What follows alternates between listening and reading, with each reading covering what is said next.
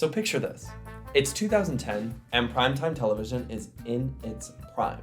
Shows like Gossip Girl, Parks and Rec, and Once Upon a Time are capturing the collective consciousness. Television networks are cranking out episodes every week, with seasons averaging 22 episodes and some even reaching 26. Cable networks funded their entire operation by selling ad spots to the highest bidder. These ad spots varied in value depending on how many viewers they could garner. With over 105 million cable subscribers, there were plenty of people to huck products at. Plenty of people to buy Bump Its, Shake It weights, hell, even a weight loss drug. The fans were fed, and television networks were raking in the dough. The only thing is that you had to watch it live, meaning certain time slots naturally had better viewership. Viewership usually peaked from 8 p.m. to 11 p.m. Think about it this way. Work had been done, dinner had been made, mom poured herself a big old glass of wine and slumped into that couch just to forget she has to do it all over again tomorrow.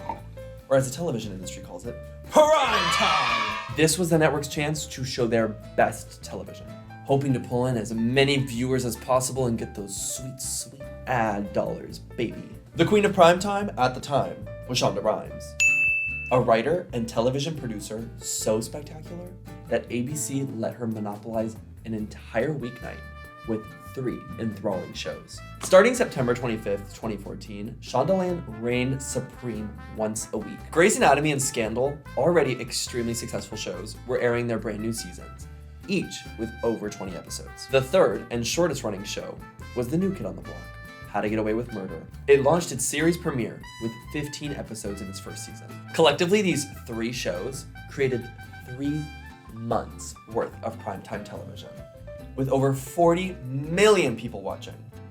Mom was at home with that glass of wine, relaxed and clocked in every Thursday night. This was the peak of cable television. Is it time? Not quite. Now it's TGIT time. Audiences were hooked on Shonda. Creatives, like Miss Rhimes, had their own reasons to push for longer television. When a television show reached 100 episodes, it could be syndicated, meaning leased out to other channels and aired again. And again, and again, and again, and all of a sudden I Love Lucy is playing every goddamn night.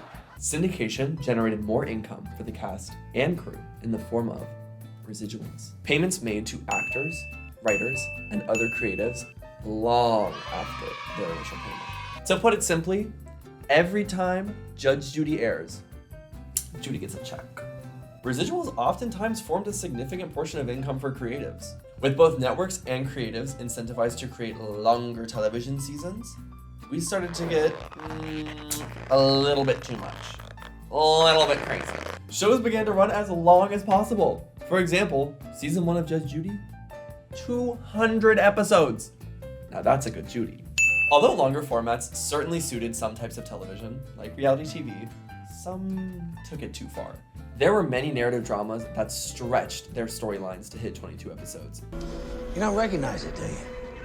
It's Hades. New and improved. I did it myself. This is hell.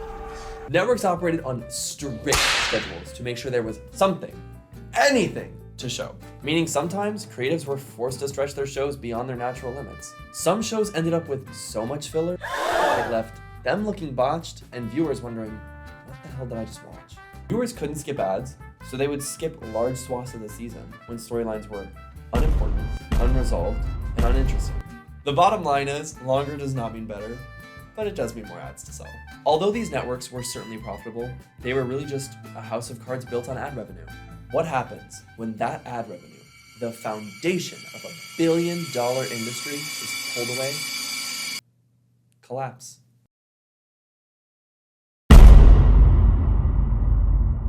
Originally, a movie and television rental company not too different from Blockbuster, Netflix launched its first online streaming service in 2007. Its subscribers could access 1,000 free movies. Well, free. You had to pay for a subscription, but it was still cheaper than cable. They could watch this wherever and whenever they wanted to, all without any ads at all. Unheard of at the time. This was revolutionary. What once took 3 months to watch could be watched in 3 days. At first, viewers viewed Netflix as an add-on for their cable subscription. As the library expanded, value for customers continued to grow, and so did their subscriber count. While at first, their online content was limited to only a few different things here or there, eventually, anything would find its way onto Netflix. Any new release, any new show, anything you could think of would be there. So why would you watch it live? With all of this content readily available, people began to ask themselves, why do I still have my cable subscription? Cable never replied. And so in 2013, they started to lose subscribers, in a trend that continues to this day. The writing was on the wall. Streaming, which at one point was a disruptor for a marketplace, became the marketplace. If these companies began to pull their content from Netflix, they would be left with nothing. So Netflix took a leap of faith. Just kidding. It was actually more like a very data-driven decision based on oodles and oodles of data they had been collecting from all of their subscribers since the beginning of their platform. Netflix released their first ever original series, House of Cards, in 2013, with 13 episodes in its first season. To everyone's surprise, except for Netflix, it was a massive success. With 13 episodes, the season was kind of on par for prestige television at the time, but still shorter than a lot of cable television. The show dropped all at once, meaning for the first time ever, viewers could control how fast they watched a show. Meaning, if you really wanted to, it only took half a day to watch the whole show. No more 3-month-long TGITs. And for the first time ever, a show was in the cultural zeitgeist that could only be seen on Netflix. Almost 10 million people joined Netflix in 2013. Netflix's stock tripled. And not to mention, Netflix kept 100% of the revenue and didn't pay residuals to anybody. Suddenly, this tech company that was once an add-on to your cable subscription beat the television industry at its own game. Netflix went full steam ahead on original programming.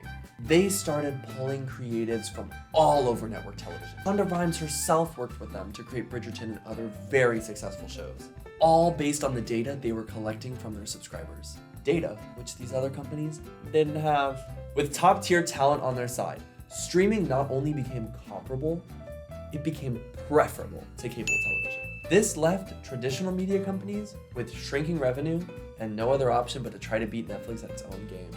Thus began the streaming wars of 2019. First came Disney, then Universal, followed by Warner Brothers, and finally Paramount. These titans were in a familiar field, but the rules of combat had changed completely. No longer were they battling for viewers during prime time.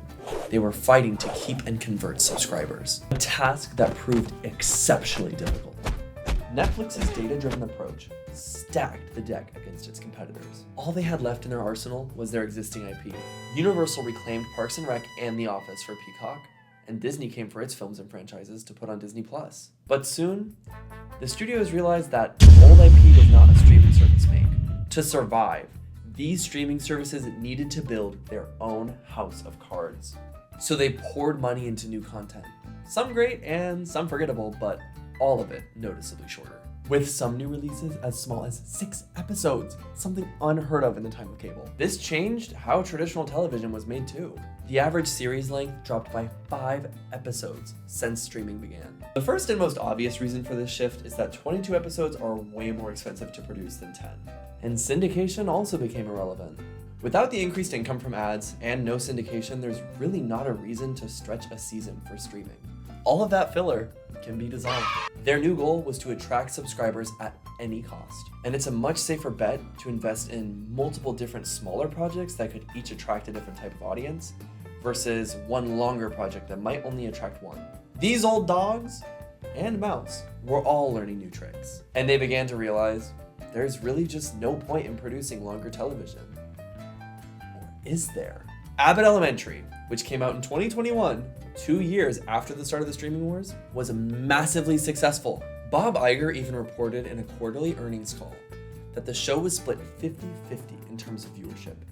50% of people who tended to be older watched it on cable, while the younger audience chose to watch it on Hulu.